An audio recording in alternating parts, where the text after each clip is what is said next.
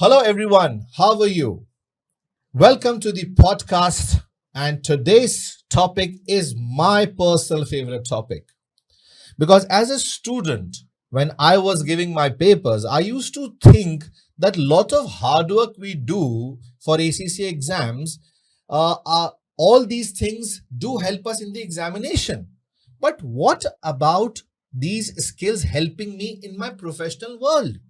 And always this used to come in my mind, and always I used to answer myself, no, it will help me somewhere, but I was not sure how these technical skills will help me in my professional workplace. So today I will get my answers, and you also will get your answers, because we have a very special guest today, and I'll introduce him very soon. Ashim Kumar is one of the experienced professional who is with us in today's podcast. He is a very experienced tutor and a trainer, and has been associated with teaching since so many years, with trainings, and also with definitely professional corporates he have worked with. So he is a leadership coach, and now I will formally invite Mr. Ashim Kumar. Hello, sir. How are you? Good morning, Rizwan. Well, it's morning here. I'm very well. Thank you for asking. How are you? And what's the weather like? I hope it's warmer than here. It's really good here as well. It's warmer, and yes, it's also morning here, almost afternoon, I would say. Right. So, a brief about yourself. What is your background? Is your current role? A brief about yourself, please. With pleasure. Right. So basically I've been in the UK since I was 10, so I did all my education there. And after I finished my first degree, I decided to do an MBA, which I did in international business, University of London. And through various, I suppose, accidents, I ended up studying for the ACCA qualification. And to be honest, it's the second best decision I've taken in my life. So I was studying while I worked, so I had the opportunity to connect the studying, what I was learning, at my school, through the exams and so on, with what I was doing. And over the years, as I uh, completed my qualification, I started training students, and also had work experience as a leader of two organizations. That connection became clearer and clearer to me. So that's who I am, and that's a little bit about my background. Okay, great, interesting. I'm sure this topic really suits your experience. Obviously, actually, because we teach students, we interact with students a lot.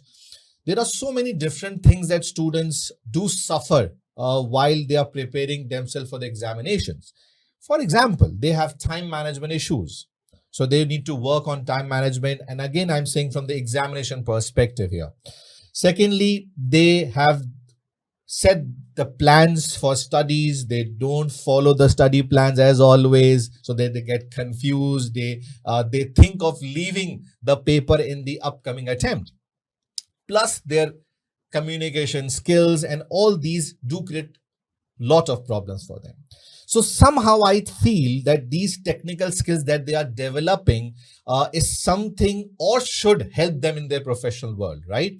So to begin with, first question I have is about the importance of soft skills. Number one, soft skills. What soft skills are, if you can briefly give the idea, plus how important these soft skills are in comparison to the technical skills that they are developing during their study phase. Okay, so let's start with an understanding of what soft skills means. And to me, a soft skill is something that is to do with your personal growth and abilities, which are not technical. So it's not what you learn in your financial accounting paper, for example, but it's about you personally. And also, soft skills are about how you engage with others. So to give you an example, when I mean you personally. I mean, things like time discipline is a great example. We can talk more about that. When I talk about engaging with others, it's things like communication, right? So as you go through your qualifying process, all of these examinations that you need to sit, the commitment, the time, the effort that you need to make to give to produce the level of knowledge that will get you through the exam, all of those things are very challenging. And as one becomes more senior in the examinations, one's life changes, right? So you might have family, you will have friends, you'll have other commitments. And so it becomes ever more challenging. Now, although that is difficult, and I can understand why a lot of people feel like giving up on it, I would propose a second way of looking at it. And that is that this is an opportunity to grow yourself, an opportunity for you to demonstrate some kind of ability to prioritize, okay, to commit to something, to set goals, and then set aside the time and make the effort to achieve those goals. Now, all of these things I've just mentioned are crucial, not just for passing the examination, but also when you're in the big wide world, when you're engaging with organizations, when you have responsibilities, when you have to prioritize at work, when the report has to be done by yesterday, right? How you communicate with people, all of these Correct. are melded in with your technical knowledge and are reflected in your efficiency and effectiveness in the work environment. So frustrating perhaps, but I would suggest it's a way you think about it. Think of it as a learning opportunity rather than a wall that you cannot overcome. Very well said. And after listening this point, I feel that these examination bodies, whatever body if we focus on, like it's ACCA, SIMA, whatever it is, they also know about this, the curriculum that they set, that examination time frame that they set. So at the end of the day, they also want to develop students in such a way that tomorrow when they will go to the corporate world, they are ready to take the pressures, right? They should know what time management is. They can handle pressures at workplace. So well said. Now, I would want to go to some specific questions, and I want you to relate these questions one by one with the workplace. And if you can give some example, that will be really excellent. So should I start, sir? Okay, great. Now, the first question is, uh, when students are preparing themselves for the examinations, so they make plans, they make their targets, they don't follow the plans, then they change their plans. So constantly they are doing planning thing, right? Then they see, okay, I haven't achieved it, now I have to come up with another plan. So like this, they are developing the skills of problem solving, adaptability, and consistency. And similar thing is also done when they go to examination. When they are solving the paper, they have to decide, okay, which questions to start with, what are the difficult things. So this skills that they are developing, how can you explain the students that this skill will help them in their workplace, and how? Sure. So let's imagine a student in the workplace, okay? Usually people start fairly junior in the organization. Over time, as they gain experience and so on, their roles will become more senior and more responsible until eventually they'll be very often in a strategic role. Now, as they go along that journey, what they will find is that people will constantly be demanding things from you, all right? You'll be required to make decisions which become more and more critically important as you become more senior. And so under those circumstances, you need to automatically go into the planning mode, all right? When am I going to do this? Who can I pull in to help me with this?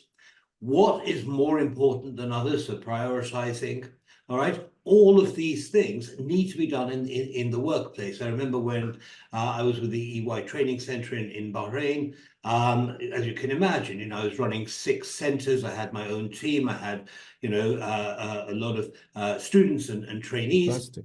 that had to be managed. I couldn't do that all on my own without Mm. prioritizing, without delegating. Okay, so that is an example of the skills you learn through the study process are critically valuable in the real world. Right. Right, right. Well said, well said. And this really gives us the clarity, especially in relation to your problem solving and your adaptability. Second is communication skills. As a professional as well, that these examination bodies have introduced different professional marks into examination. If I just give you an example of ACCA, now ACCA for their professional stream, they have introduced professional marks which includes one professional skill, and that is of communication. So this clearly shows that you or the body wants to develop communication skills in the students, because they are actually writing the answers, but in fact they're not just writing the answers, they are presenting their reports to different people in the organization, like CEOs or the CFOs or whatever it is. So the point is, the focus is on developing the communication skills at examination level. But how do you see this when it comes to professional workplace? Yeah, a great question, and one of my favorite areas, Rizwan, to be honest. So a lot of people, let me start with the perception of the professional accounting qualification. A lot of people outside the profession see it as a number crunching qualification. You qualify and you know how to use a calculator, right? But Exactly. actually, I think everyone that's involved in professional training, and students and members and so on, realize that it's much, much broader than that. Actually, the qualification is designed, when you get your membership and so on, and sometimes before, is designed to prepare you for senior roles in organizations. Now, Right. what does a senior person do, or even someone in practice? Let's take somebody in practice. What do they do? Well, they need to interact with a whole range of stakeholders, a whole range, both within the organization and outside. Customers, your teams, your colleagues on the board of directors, all of those. And the expectations of each stakeholder will be different. So your clients, okay, will be expecting you to give them unbiased professional advice. So the way in which you communicate with them will be different to the way in which you communicate, for example, with your suppliers, to when you make it clear what it is that you want from them, to negotiate prices and quality with them. All right. Or when you talk to your board of directors, it's a different style altogether. Now, please understand that communication is not just about the words you use. In fact, many statistics say the words are only 25% of the story. The rest of it are things like tone, all right? Things like the body language, if you're speaking face to face, as we are, or the way in which you structure your answers. All of these are critical if you want to get your message across in the workplace. And if you don't get that right, Rizwan, if you don't get that right, what happens is there's confusion. People don't know what they're supposed to do. You end up then with all these mistakes, and you spend all of your time solving those mistakes rather than doing something more constructive and productive, all right, rather than growing the business. So communication is very often underestimated, but it's a critical part of what's expected of you as a professional accountant, and that is why it is tested at professional stage, with 20% of marks at professional stage of ACCA, for example, going for what are called professional skills, one of which is communication. Well said, well said. And really, this should motivate the students. The point that I want to raise with the audience today is that whatever you are learning during your examination phase, whether it's the tough time that you get or time management or things like that, it is not just preparing you for the papers, it is preparing you for professional workplace And that is what will matter at the end of the day. What will you do after pursuing your professional qualifications? I don't think you will sit home and cook food, right? You have to go to the corporates and you'll work there. My third question, and this is one of the major issues of students. Every time students do ask us a lot about time management. They cannot complete their examination papers, they leave marks at the end of the day, they fail because of not completing the paper. We do tell them a lot how to manage time. I'll just give you one quick example of one of the qualification like ACCA. If the paper is of 3 hours, so 1.8 minutes per mark students have, right? We tell them to plan according to that. Okay, this much time you should spend on one question or two questions, things like that. We ask them to do mocks. We ask them to practice time bound, right? So they do a lot of things. They struggle, they go into the paper, they leave 10-15 marks. And this is something they really work on. Fine. From the exam perspective, time management is really important if you want to pass the paper. But this skill, because if you are giving 13 or 14 papers, you have to ensure time management. My question here is that this skill automatically is part of their system then because of so much practice that they do. How much this skill will help them when they go to the professional world, and in which area, as an example, if you can give me how it will help them, and this should work as a strength for them rather than a weakness. Yeah, another great question, Rizwan. Thank you for that. I mean, let me start by saying that unfortunately there are only 24 hours in the day. All right. 8 hours or thereabouts we spend sleeping, a number of hours with with loved ones and so on. So and then the rest of the time at work. So we're at work, we have a limited number of hours available.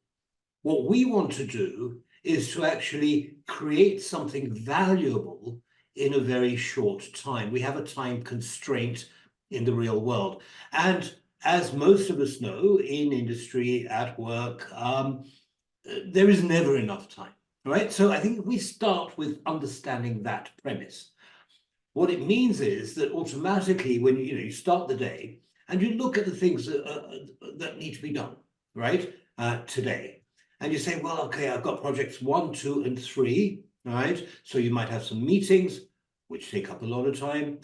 You might have to present to the board of directors. You might have to produce a report. You might have some HR issues that you need to address. All of these things, right, will take up some of your time. So what you must do is decide how much time you have available. And actually, before you even do that, you prioritize, right? What must I do today? What is critical? What is the value that this activity is producing for me? So is it essential? Is it necessary? Is it urgent? Okay, you prioritize.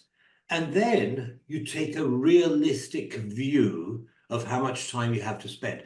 And a really good way of doing that, of going through that process, is asking for help, right? You might delegate something. You might share the project with a colleague, because actually nobody does it alone. We all need support, whether we're studying or whether we're in the real world. Don't be embarrassed about it. Ask for help. It doesn't mean that that there's anything wrong with you, because there isn't. Everyone needs it, right? But be realistic about how you spend your time in the workplace, a skill that, as we've already said, is very important in the examination process, but also in the workplace, because that is how your productivity is judged, right? Everyone's got the 8 hours, but this person produces X, whatever units, all right? And this person produces X plus 10. Who's being more productive? Usually the person's being more productive because they do all of the things: prioritize, fix time, call people in to help you to make sure it gets done within that time frame. Excellent answer, sir.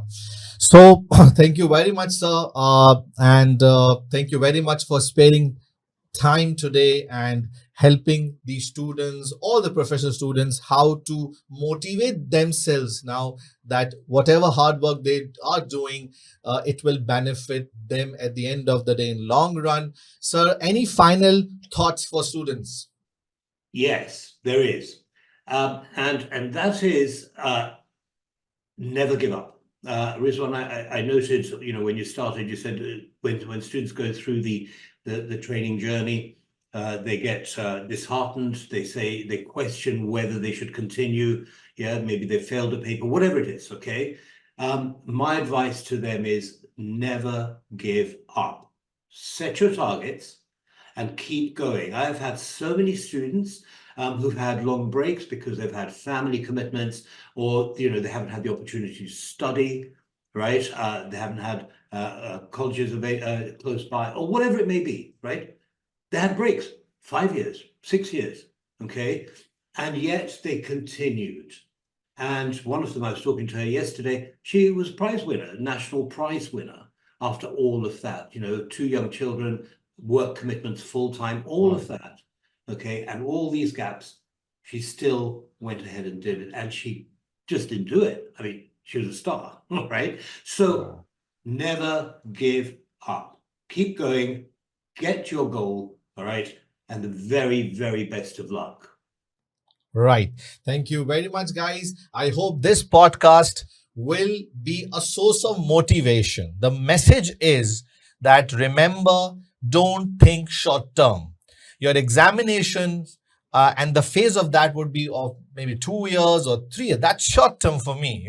So, what all hard work you are doing, that is just short term. But the skills that you are developing, other than the concept based skills, will help you in workplace. People will not ask you about very much about the content that you have covered, but they will look at your soft skills, and this is what you will develop during this phase. Thank you very much. I would want to say a big thank you to our guest, Mr. Ashim Kumar, and all of those who are listening to us and watching this. So thank you all for listening to us.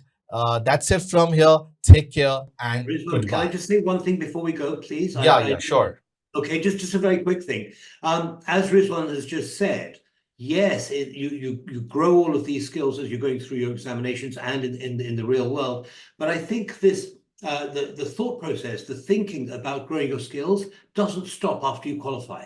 Okay, it's so valuable to remember that throughout your lives, you will find opportunities to grow, to change things, to become better, to learn more, to be a better communicator or whatever.